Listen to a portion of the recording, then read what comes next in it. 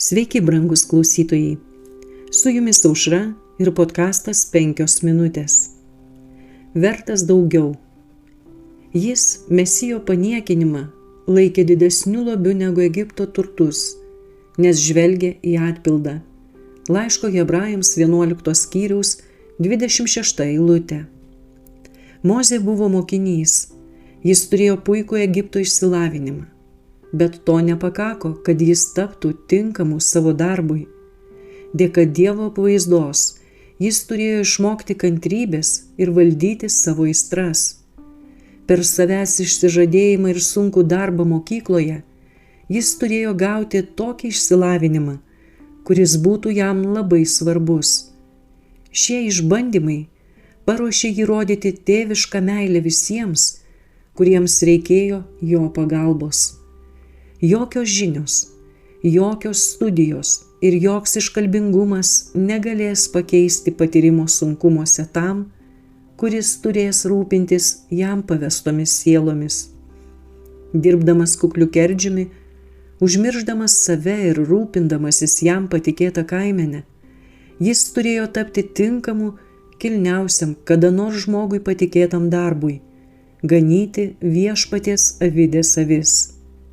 Tie, kurie bijo Dievo, turi būti sujungti su juo.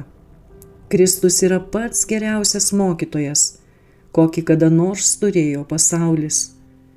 Gauti išmintį ir pažinimą iš jo Mozei buvo daug svarbiau nei visos Egipto žinios. Tikėjimas skatino Mozę žiūrėti į tuos dalykus, kurie yra nematomi ir amžini. Jis paliko prabangų karališką gyvenimą, nes ten buvo nuodėmė. Jis išsižadėjo atrodytų geros dabarties, kuri vilioja tam, kad vėliau sunaikintų. Jį traukė tikrosios amžinos vertybės. Auka, kurią paaukojo Mozė, tikrovėje nebuvo auka. Jam tai buvo esamo ir įsivaizduojamo grožio iškeitimas į tikresnį, vertingesnį ir nepranykstantį paveldą. Mozė iškentė paniekinimus, kokius kentėjo Kristus, vertindamas juos labiau nei visus Egipto turtus. Jis tikėjo tuo, ką pasakė Dievas, ir jokie pasaulio pasiūlymai negalėjo padaryti įtakos jo pasirinktame kelyje. Jis žeme vaikščiojo kaip laisvas Dievo žmogus. Jis žvelgė į neregimus dalykus ir dėl to nesvyravo.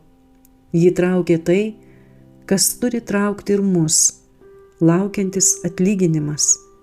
Jis buvo Dievo draugas. Su jumis buvo podkastas 5 minutės ir Aušra.